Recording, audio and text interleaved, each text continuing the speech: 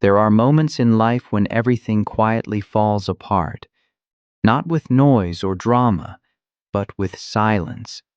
The kind of silence that sits beside you at night and asks questions you don't know how to answer. This is a story about one of those moments, a story that reveals why suffering is not the enemy we believe it to be, and why healing begins the moment we loosen our grip on what we can no longer carry.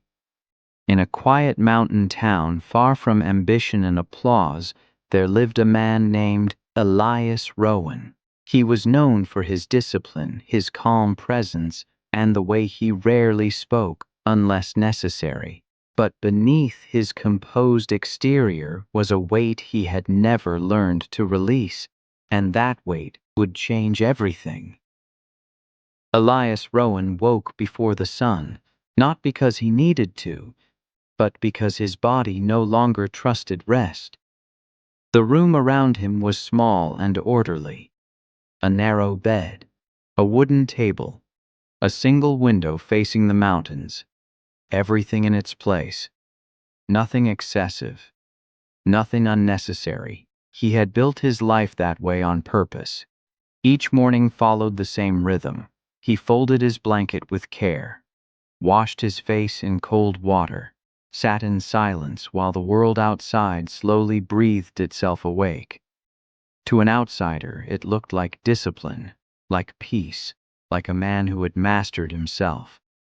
But discipline, when taken too far, can become a hiding place. Elias carried himself like someone who believed control was the same as strength. His movements were measured.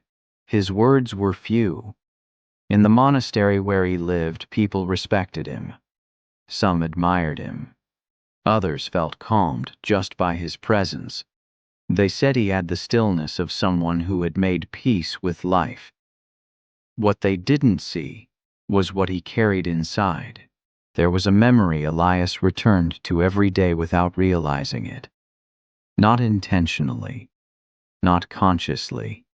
It lived in the pauses between his breaths, in the tightness of his chest when the evenings grew quiet, in the way his eyes lingered too long on moments that had already passed.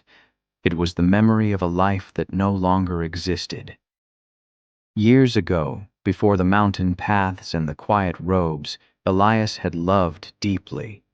He had believed in a future shaped by shared mornings, shared burdens, shared dreams.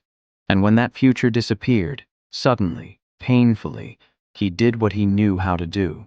He endured. He did not scream. He did not beg. He did not collapse. Instead, he tightened his grip on routine, on discipline, on silence.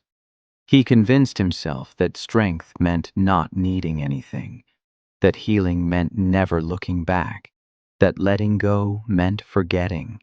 But letting go is not forgetting, and endurance is not healing. Every step Elias took through the stone corridors echoed with restraint. Every breath was controlled, every emotion filtered before it could rise too high. The past was locked away, not released, but imprisoned. And like all imprisoned things, it pushed back. At night, when the monastery slept, Elias would sit alone and feel the weight press against him. Not sharp pain, not dramatic sorrow, just a steady heaviness. The kind that doesn't scream for attention but slowly bends the spine.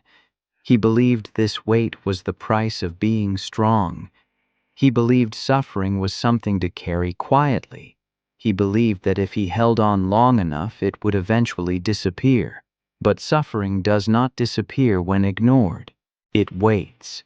And Elias Rowan, calm and disciplined and admired, was walking forward every day, while unknowingly dragging the past behind him. He had not yet learned the truth that would change everything. Some weights are not meant to be carried.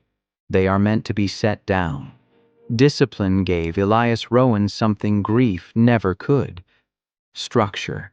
And in structure he found relief. His days became precise, measured, predictable. He rose before dawn, worked in silence, studied ancient texts not for answers but for order. Each action flowed into the next like stones laid carefully across a river. Step by step, he told himself, this is how you cross pain. And for a while it worked. There was comfort in repetition, comfort in knowing exactly what the day would ask of him, and what it would not. The world outside the monastery was loud and uncertain, but inside these walls everything obeyed rules. Bells rang on time, meals were simple, words were few. Discipline wrapped around Elias like armor. People began to notice. They saw how steady he was, how rarely he wavered. When others struggled with doubt or distraction, Elias remained consistent. When emotions ran high, his stayed low. He became someone others quietly looked up to, not because he spoke wisdom, but because he seemed untouched by chaos. This, Elias thought, was what strength looked like. Each small victory reinforced the belief. A day without break in routine, a night without tears, a week without the past resurfacing too loudly. He mistook numbness for peace. The flaw was subtle, almost invisible. Discipline had stopped being a tool. It had become a wall. Elias used effort to outrun emotion, used control to avoid vulnerability. He didn't allow himself moments of weakness because weakness felt dangerous. It reminded him of the life he lost, the version of himself that had hoped freely and loved openly. So he replaced feeling with doing. When pain surfaced, he worked harder. When memories returned, he tightened his schedule. When loneliness whispered, he called it distraction and buried it under duty. And the world rewarded him for it. Others praised his commitment, his calm, his apparent peace. No one questioned whether discipline was helping him heal or simply helping him hide. Not even Elias questioned it himself, because asking that question would require stillness without structure, and that terrified him. Deep down, he feared that without routine, everything he had buried would rise at once, that without discipline, the weight would crush him. So he kept moving, kept controlling, kept holding on.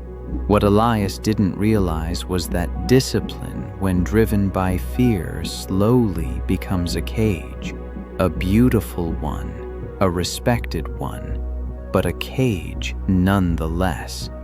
Success, as he defined it, was simple.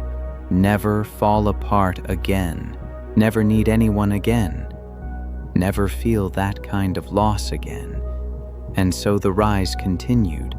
But every rise built on avoidance carries the seed of collapse.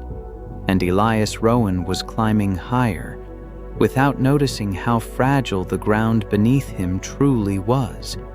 The breaking point did not arrive like a storm, it came like a crack in stone, quiet, sudden, irreversible. One afternoon, Elias Rowan was assigned a simple task: to accompany an elder monk down the mountain path to a nearby village. Nothing difficult, nothing demanding. He had walked that path hundreds of times before. The rhythm of it was familiar, predictable, until it wasn't. Halfway down the trail, the elder slipped, not dramatically, just enough. A misstep, a breath too late.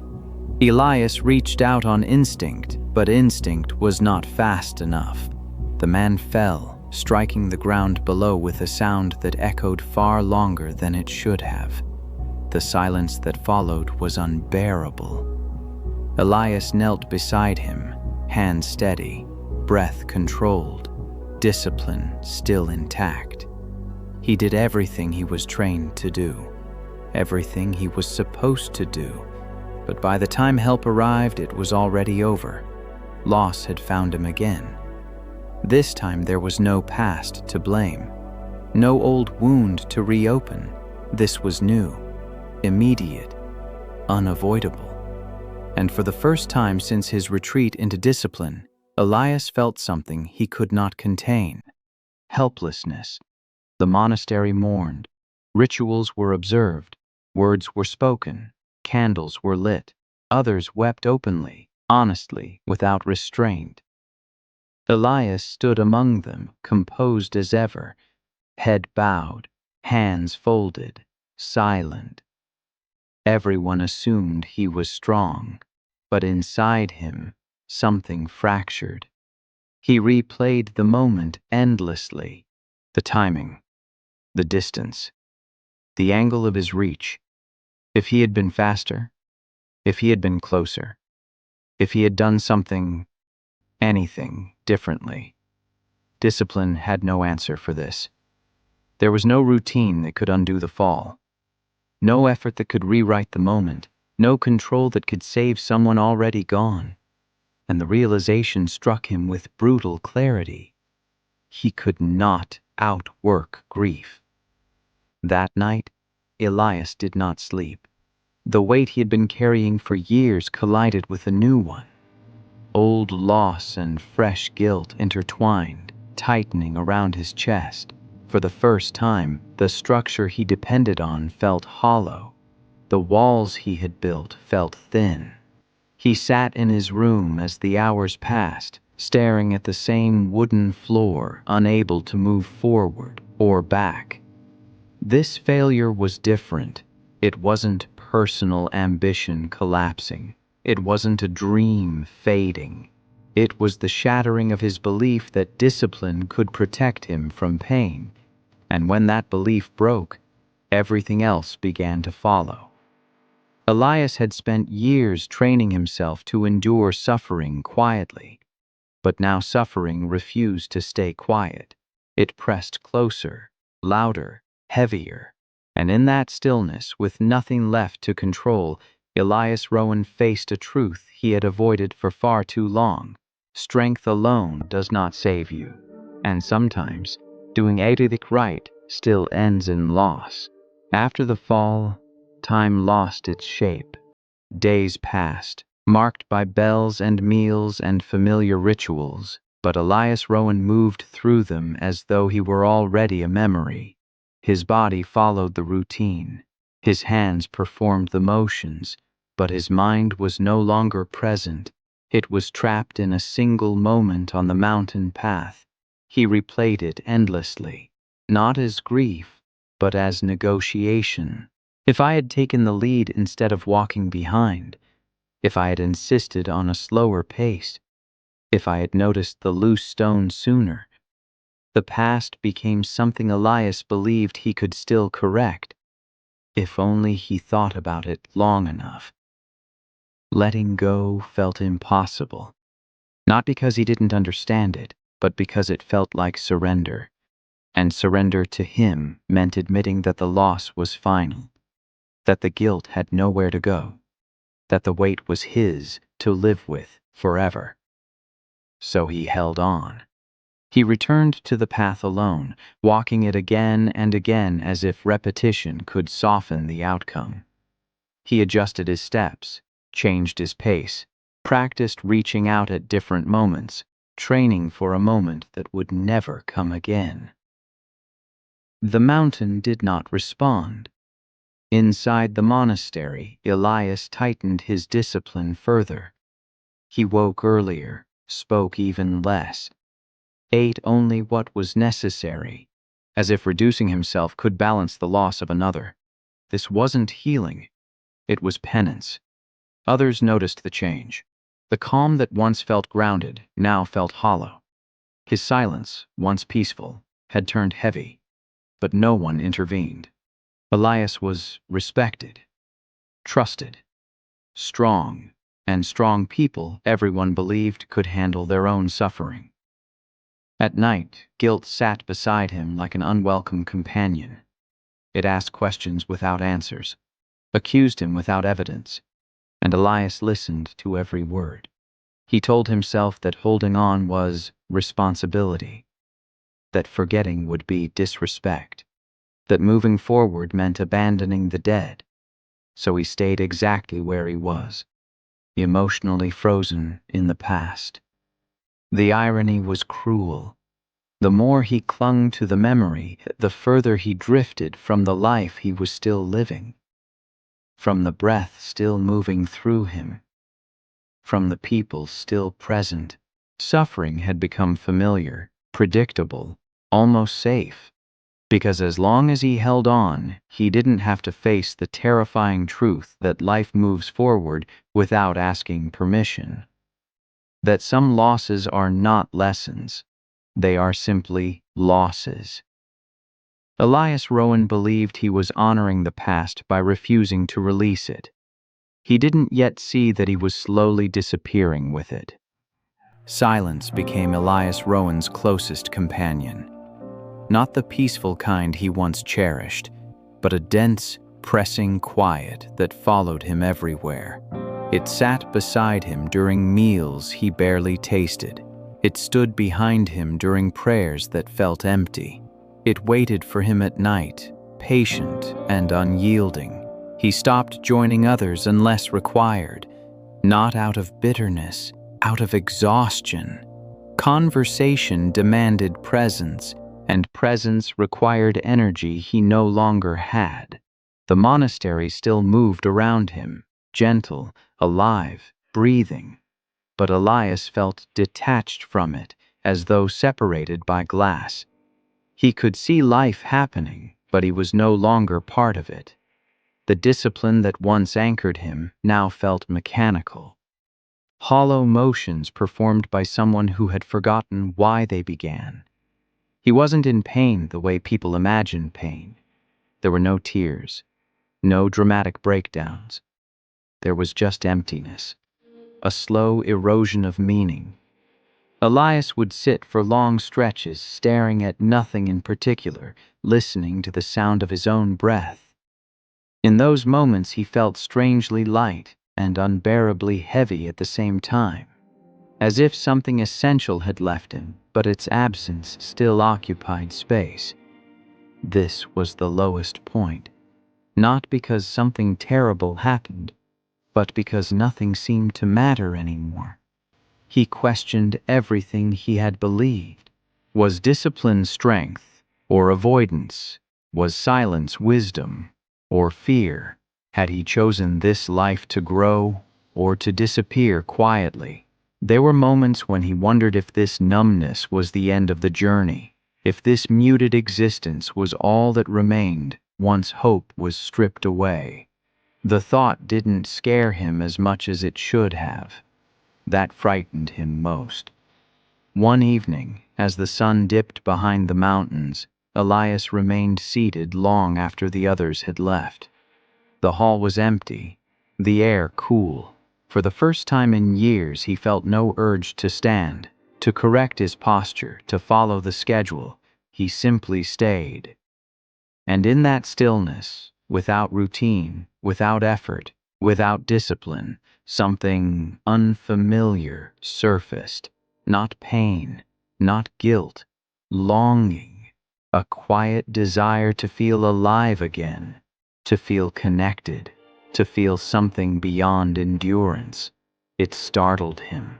Elias realized then that he had been surviving, not living, carrying suffering like proof of strength, when all it had done was drain him of joy, of presence, of purpose. The silence pressed in, but for the first time he didn't fight it. He let it speak. And what it revealed was simple and devastating. He could not heal by isolating himself from life. He could not think his way out of grief, and he could not carry this weight forever. This was the moment before change became possible. The moment when resistance finally grew tired. Elias Rowan did not yet know how to let go, but for the first time, he understood that holding on was costing him everything. The encounter did not feel important at first. There was no ceremony, no announcement, no moment that demanded attention. It happened on an ordinary morning, the kind Elias Rowan had lived through countless times before. He was sent to the edge of the grounds to repair a weathered fence. Simple work, physical, silent. The kind of task that usually allowed his mind to drift safely into routine. But that morning, someone was already there. An old man sat on a fallen log nearby, watching the mountains as if they were old friends. His clothes were plain, his posture relaxed. He did not look like someone waiting for anything. He simply was. Elias nodded politely and continued his work. Minutes passed. Only the sound of wood and wind filled the air. Then, without turning his head, the old man spoke. "You carry it like it will disappear if you hold it long enough." The words landed gently, but precisely. Elias froze. The man finally looked at him. His eyes were calm, curious, unburdened, not accusing, not sympathetic, just present. Elias felt the familiar urge to retreat, to explain, to justify, to stay silent. But something in the man's stillness made that unnecessary. "I don't know how to put it down," Elias said quietly. The old man smiled, not kindly, not sadly, simply knowingly. "Most people don't," he replied. "They think letting go means losing it. But letting go is just stopping the fight." They sat in silence again. The mountains remained unchanged. The wind moved as it always had. Nothing dramatic occurred, and yet Elias felt something shift, not inside his thoughts, but beneath them. "You don't honor the past by suffering forever," the man continued. "You honor it by living well." Elias swallowed. The truth of it struck harder than any accusation could have. Before Elias could respond, the man stood, brushed the dust from his clothes, and began walking down the path. "Pain stays," he said over his shoulder, "but it doesn't need to be carried." Then he was gone. Elias remained by the fence, hands resting on the wood, heart beating just a little faster than before. The encounter had offered no instructions, no solution, no discipline to follow, only permission. Permission to release, permission to breathe, permission to stop confusing suffering with loyalty. For the first time in a long while, Elias felt something unfamiliar rise within him, not certainty, but possibility. Letting go did not happen all at once. Elias Rowan woke the next morning expecting clarity, expecting relief, expecting the weight to be gone. Instead, it was still there, familiar, heavy, unchanged. For a brief moment, disappointment flickered through him. Then he remembered the old man's words. "Pain stays, but it doesn't need to be carried." So Elias began differently, not by removing the pain, but by loosening his grip. He allowed himself to slow down, not in his duties, but in his resistance. When memories surfaced, he didn't push them away. He didn't analyze them or punish himself for feeling them. He simply noticed them, like clouds passing across the sky. Some days were easier, others felt unbearable. But something subtle had shifted. He was no longer fighting himself. For the first time, Elias allowed emotion without judgment. Sadness arrived, and he did not call it weakness. Guilt appeared, and he did not bow to it. He learned to sit with discomfort without turning it into identity. This was humility. He realized how much energy he had spent proving his strength, to others, to himself, to the past, and how little energy he had spent actually healing. Letting go meant accepting that the fall on the mountain would never make sense, that no perfect version of events existed where loss did not occur. It meant releasing the belief that suffering was payment owed. Some evenings, Elias would walk the ground slowly, feeling the earth beneath his feet. breathing without control, allowing silence without armor. These moments did not erase the pain, but they softened it. He began to feel again, not just sorrow, but warmth, gratitude, even brief moments of peace. They frightened him at first. Peace felt undeserved, but over time he understood. Peace is not a reward for suffering long enough. It is a state that arrives when we stop resisting reality. Elias was still disciplined, still committed, but now discipline served life, not avoidance. It became a container for healing rather than a shield against feeling. The weight he carried did not vanish. It simply grew lighter because he was no longer lifting it alone. This was not the end of the journey. It was the beginning of living again. Just when Elias Rowan began to trust the lightness, the past tested him. Healing had made space, and into that space, old habits quietly returned. The urge to control, the instinct to retreat, the familiar voice that whispered, "You're slipping. You're getting careless. Don't forget what pain costs." One evening, Elias found himself standing at the edge of the mountain path again. Not intentionally.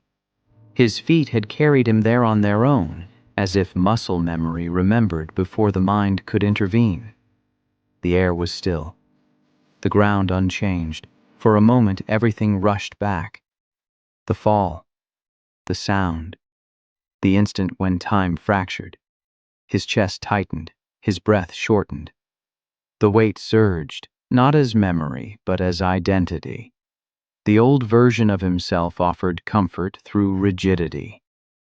Return to discipline. Shut this down. Go numb again. Elias almost listened. That was the real test, not suffering, but choice. He stood there for a long time, feeling the pull of who he had been and the quiet call of who he was becoming. Letting go, he realized, was not a one-time decision. It was something life asked of him again and again. Slowly, deliberately, Elias exhaled. He did not replay the moment. He did not correct the past. He did not punish himself. He acknowledged it and stepped back. The ground did not swallow him. The pain did not destroy him. The world continued to exist without demanding his collapse. That night, Elias returned to his room and followed his routine. Not out of fear, but intention, discipline, reclaimed. Not as a cage, but as support. Strength, he learned, is not measured by how little we feel. It is measured by how consistently we choose healing over avoidance. Old thoughts would return again in the future. He knew that now. But they no longer defined him. They were visitors, not rulers. Transformation was proving itself not in moments of clarity, but in moments of temptation. And Elias Rowan was learning how to stay. Peace arrived quietly, not as joy, not as triumph, but as absence. The absence of constant tension, the absence of resistance, the absence of the need to explain himself, to the past or to anyone else. Elias Rowan began to notice the change in small ways. His breath no longer felt guarded. His shoulders rested where they once braced. Mornings came without dread. Evenings ended without the familiar heaviness pressing against his chest. Life had not become easier. It had become lighter. He understood now that purpose was not something to be found or achieved. It was something that emerged when he stopped trying to control every outcome. When he allowed himself to exist fully in the present moment, without dragging yesterday behind him. Elias spoke more. Not much, but honestly. He listened without preparing answers. He laughed once, unexpectedly, and felt no guilt for it. That surprised him most. Peace did not mean forgetting. It meant no longer gripping memory like a weapon. The mountain paths remained. The monastery remained. But Elias moved through them differently now. No longer as someone trying to disappear into discipline, but as someone choosing to be alive. He had lost, he had failed, and yet he remained. That was the gift suffering had hidden all along. When pain stopped being something to fight, it became something to learn from. When he released the need to carry it forever, it returned to what it truly was. A part of his story, not the whole of it. Elias did not possess peace. He allowed it, and in that allowance, life quietly opened again. If you are listening to this story, there is a chance you are carrying something too. Not loudly, not visibly, but faithfully. Like Elias Rowan, you may have learned how to endure, how to stay composed, how to keep moving even when something inside you broke a long time ago. The world may even admire you for it, but endurance is not the same as healing. Suffering teaches us many things, if we are willing to listen instead of resist. It teaches us that strength is not proven by how much pain we can hold, but by how honestly we can face it. It reminds us that discipline is meant to support life, not replace it. That silence can be wise, but isolation slowly erases us. You do not honor the past by staying trapped in it. You honor it by allowing yourself to live fully now. Letting go does not mean what happened didn't matter. It means you matter too. Pain will visit you again. Old memories will knock. Old habits will whisper familiar promises of control and numbness. This is not failure. This is being human. Healing is not a straight line. It is a practice. A choice made repeatedly, often quietly, without witnesses. You are allowed to feel without collapsing. You are allowed to move forward without betrayal. You are allowed to set down what was never meant to be carried forever. Like Elias, you may never get answers that satisfy the mind. Some losses will remain unfair. Some endings will never feel complete. But peace does not come from resolution. It comes from acceptance. And acceptance does not weaken you. It frees you.